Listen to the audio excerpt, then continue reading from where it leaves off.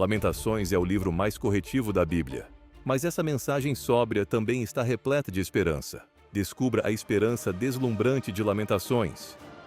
A seguir, em A Chave de Davi, com Gerald Flurry.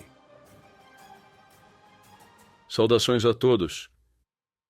Lamentações é um livro único na Bíblia. E há muitos estudiosos que lhe dirão que o consideram o livro mais poético da Bíblia, o que é muito incomum. Por que isso acontece? Bem, Deus está dirigindo este livro diretamente à sua igreja laodiceiana ou à sua igreja morna que se afastou dele 95% dela. E, em segundo lugar, é para as 3 nações de Israel, sobre as quais falamos tanto, e porque Deus irá corrigi-las severamente também. E necessitamos estudar os Estados Unidos e a Grã-Bretanha em profecia para realmente entendermos isso. E toda a nossa literatura é gratuita, é claro. Lamentações é o livro mais corretivo da Bíblia, e ainda assim, de uma forma peculiar, é um dos mais belos livros da Bíblia. E ele tem, se vocês olharem para o final, eu terei uma pequena sessão sobre esperança, onde ele realmente expressa a esperança de uma forma poderosa. Precisamos de esperança ou seremos diminuídos em quase tudo o que fazemos. Portanto, hoje quero apresentar-lhes uma análise sobre o livro de Lamentações. Observem Lamentações 4 e versículo 1. Gostaria de começar por aí. Eis o que diz: como se escureceu o ouro, como se mudou o ouro fino e bom, como estão espalhadas as pedras do santuário ao canto de todas as ruas. Esta é a versão ARC 1969. Isto é como um ministério do tempo do fim que não está fazendo o seu trabalho, e muitas pessoas que o seguem, o próprio povo de Deus, 95% delas se afastam de Deus. E Deus está lhes dizendo como era antes, e eles eram ouro puro e fino, e Deus está fazendo com que eles percebam o quão importante é ser um ministro na igreja de Deus, a sua verdadeira igreja. Ele tem muito a dizer sobre o que seus ministros devem fazer. Mas se analisarmos, se escureceu o ouro, e isso se refere aos 50% dos laodiceianos que se arrependem na tribulação. Porque aqui diz, se escureceu. Portanto, eles ainda são ouro. Eles não estão completamente perdidos espiritualmente, mas têm alguns problemas sérios e se recusam a se arrepender. E o versículo 2 diz: os preciosos filhos de Sião, comparáveis a puro ouro, como são agora reputados por vasos de barro, obra das mãos do oleiro. Bem, que tal isso? A ARC 1969 diz: os preciosos filhos de Sião, comparáveis a puro ouro, como são agora reputados por vasos de barro, obra das mãos do oleiro. Deus tem algo lindo a dizer sobre as pessoas, sejam elas ministros, membros ou o que for, se elas realmente obedecem a Deus, isso é algo lindo para Deus. Isso é algo precioso, e temos que ver isso com os olhos de Deus. E é isso que devemos fazer aqui. Acho que Deus deu isto a Jeremias, que é o autor. Quase todos os estudiosos dirão isso. Mas há um oleiro aqui que está fazendo a obra. O oleiro está no controle de tudo isto, moldando e modelando tudo se eles permitirem que Deus o faça. Mas ele tem que receber essa oportunidade por eles.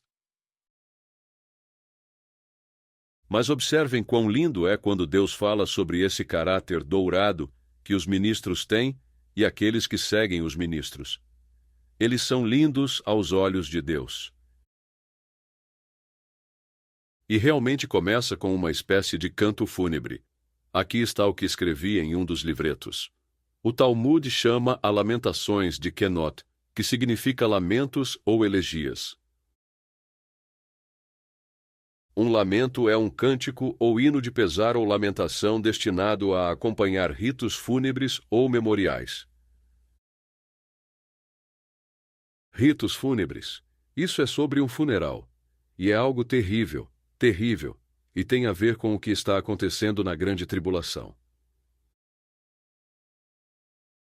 Eu continuo escrevendo aqui. Uma elegia é uma música ou um poema que expressa extrema tristeza ou lamentação, especialmente por um ou mais mortos. De certa forma, o livro de Lamentações é como um cântico fúnebre. É sobre morrer e a morte. E Deus está apenas nos mostrando a realidade aqui. O que vocês fazem se tiver um cântico fúnebre? Bem, não é isso que vocês querem, é claro. Ele está falando espiritualmente a estas pessoas. Ele quer que elas vejam através de seus olhos o que estão perdendo, e é por isso que ele termina com uma sessão sobre esperança e diz: Vejam, o triste aqui é que estas pessoas mornas perderam a esperança. E o que você pode fazer na vida de alguma forma se não tiver esperança? É praticamente impossível fazer qualquer coisa. Deus está se recriando nos homens, e isso realmente só pode ser uma vida. Tudo o mais é apenas uma existência química. A menos que realmente conheçamos a Deus e sejamos guiados por Deus, bem, então não estamos realmente vivendo. Não somos realmente seres espirituais. E é disso que se trata a vida. Isso diz aqui: o cântico fúnebre será eterno para metade dessas pessoas. Provavelmente, nunca houve um funeral espiritual tão grande na Igreja de Deus. Nunca antes houve um desastre espiritual de tal magnitude. Este é o próprio povo de Deus. E, de fato, isso é muito enfatizado neste livro. Observem uma citação aqui sobre Esdras. Esdras fez com que esse livro fosse lido em Israel no 10º dia do 5º mês Ave, porque marcava o aniversário da destruição do templo e da cidade de Jerusalém por Nabucodonosor. Os judeus ainda hoje leem esse livro no aniversário da destruição do templo. E também no ano 70 d.C., o templo foi destruído no 10º dia do 5º mês. Isso não foi apenas coincidência. Este acontecimento em 70 d.C. é um tipo do que está por vir neste tempo do fim para o povo de Deus e para todo o mundo, e isso começa com o povo de Deus. Mas lembrem-se do que diz em Lamentações dos 15. Perfeita em formosura, gozo de toda a terra. Deus está tentando fazer com que eles vejam a perfeição da beleza. Vocês querem verdadeira beleza? É esta, gozo de toda a terra. E ela está chegando a toda a terra muito em breve. A segunda vinda está muito, muito próxima, está quase aqui. Isso é algo que todos nós estamos esperando se entendermos este livro. O tema central deste livro é realmente a esperança. É difícil imaginar isso, mas há algo aqui que todos nós precisamos entender se quisermos entender espiritualmente de acordo com a Bíblia. Não estou dizendo isso por mim mesmo. Deus diz que as pessoas que saírem agora e fizerem a sua obra se casarão com ele e serão sua esposa por toda a eternidade, e nunca haverá outra oportunidade como essa. Ele realmente está olhando para essas pessoas e dizendo: "Oh, essa é uma beleza espiritualmente maravilhosa." Um pouco mais abaixo tem uma citação. Lamentações é a poesia mais elegante de toda a Bíblia. O comentário de Lange a descreve como o produto mais perfeito em relação à estrutura externa e artística das Escrituras do Antigo Testamento. O amor de Deus teve de ser inspirado em Jeremias para que ele escrevesse assim, e parecia ter sido simplesmente derramado em sua mente por Deus. E acho que vocês têm uma percepção de Deus aqui que não tem realmente em muitos outros livros da Bíblia. Jeremias nos deu, creio eu, o melhor que ele poderia fazer. E há muita profundidade aqui, e Deus está falando sobre uma bela imagem que ele ama em seu povo. É como ouro fino, e é tão lindo para Deus.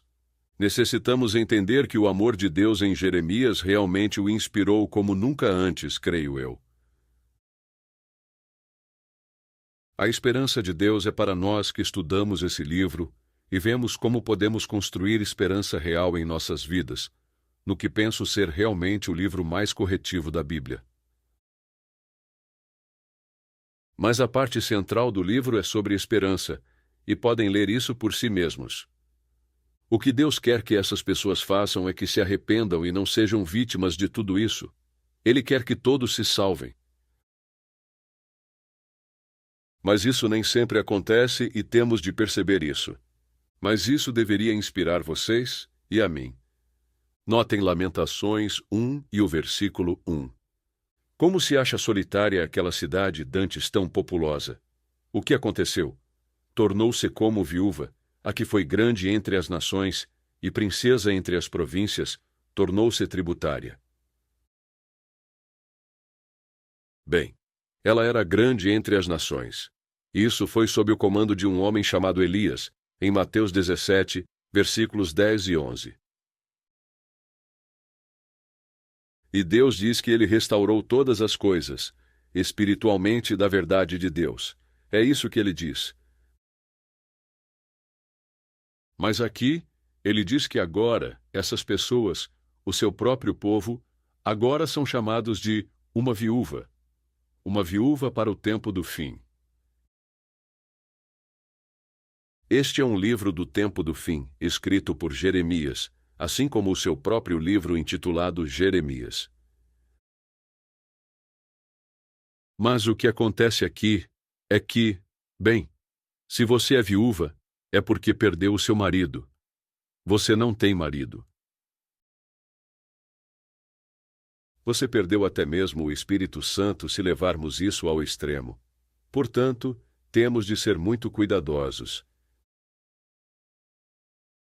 Deus diz que há apenas um pequeno rebanho que é chamado nesta terra e neste mundo. Isto está falando sobre a noiva de Cristo e diz, como viúva, é como uma viúva, e por isso há um potencial para voltar a ser a esposa de Cristo. É por isso que diz como viúva. Um pouco mais adiante diz o seguinte: há notícias ainda melhores. Houve um pequeno remanescente da esposa que permaneceu fiel ao esposo. Ela está transmitindo esta dolorosa mensagem de lamentações em nome de Jesus Cristo. Essa é a melhor notícia deste livro, que muitas vezes é ignorado. É muitas vezes ignorado. Mas estamos caminhando para o que sabemos ser um holocausto nuclear. Podemos agir como se pensássemos que podemos resolver esse problema, mas posso mostrar-lhes uma centena de profecias onde Deus diz que o homem não pode resolver este problema. Seu principal problema é a sobrevivência humana. Certamente podemos ver isso ao nosso redor. O versículo 2 diz: continuamente chora de noite, e as suas lágrimas correm pelas suas faces. Não tem quem a console entre todos os seus amadores, amantes. Bem, ela tem amantes, assim como as 3 nações, elas também têm amantes, mas seus amantes significa que elas olham para os homens, não para Deus, e isso é mortal. Ele continua dizendo: não tem quem a console entre todos os seus amadores, amantes. Todos os seus amigos se houveram aleivosamente com ela, tornaram-se seus inimigos. Nenhum consolo, diz Deus. Você tem consolo em sua vida? Você e eu realmente temos consolo? Será que Deus nos consola? Bem, Ele certamente o faz, se nós permitirmos. Ele quer nos consolar. E então ele continua falando sobre que a beleza se foi. E esse é realmente um evento terrivelmente triste que está ocorrendo lá. Deus diz: bem, agora vão em frente, voltem aos dias antigos, aos dias em que tinham Elias. É isso que Mateus 17, versículos 10 e 11 diz. E ele vem e restaura todas as coisas. Mas então a sua própria igreja se afastou dele, e é disso que isto está falando.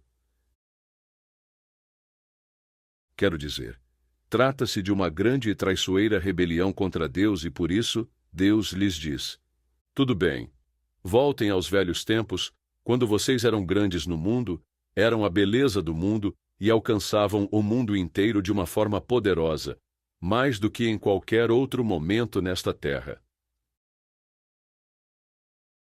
E eles se afastaram disso. Essa é uma tragédia terrível, terrível. Mas esta poesia que estamos lendo é única e é tão poderosa como qualquer coisa que possa ser escrita, creio eu. E não há nenhuma poesia como está na Bíblia. E Deus realmente quer que vejamos a beleza que temos, se a quisermos, se nós simplesmente aceitarmos.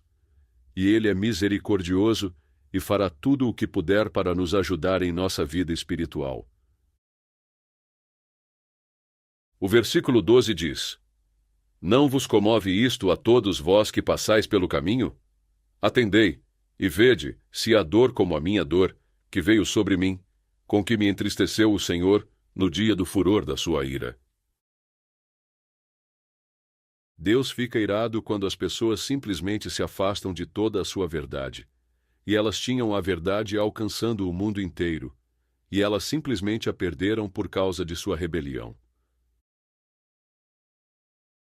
Mas o versículo 16 de Lamentações 1 diz: porque se afastou de mim o Consolador que devia restaurar a minha alma. Em outras palavras, Deus lhes deu o seu Espírito Santo, e eles não o estão usando ou o perderam. É algo muito, muito difícil, e nós necessitamos refletir sobre isso. Vou ler um pouco sobre essa esperança de que falei e que considero fundamental para a nossa compreensão. Lamentações 3, versículos 15 a 18 diz o seguinte: fartou-me de amarguras, saciou-me de absinto, quebrou com pedrinhas de areia os meus dentes, cobriu-me de cinza, e afastaste da paz a minha alma, esqueci-me do bem. Então disse eu: já pereceu a minha força, como também a minha esperança no Senhor. Minha esperança pereceu no Senhor, e apenas há esperança em Deus. E esta pessoa percebe que eles perderam a sua única esperança, e continua dizendo: então disse eu: já pereceu a minha força, como também a minha esperança no Senhor. Agora, sempre há esperança em Deus, e Deus diz toda esta mensagem, e Ele tem muito a dizer sobre esperança em Lamentações, e necessitamos realmente compreendê-la. Nos versículos 20 e 21 diz: minha alma certamente se lembra e se abate dentro de mim. Disto me recordarei no meu coração. Por isso tenho esperança. Ele está obtendo esperança ao se arrepender. E uma esperança real, quero dizer, uma esperança real. Você tem esperança real? Será que eu tenho esperança real?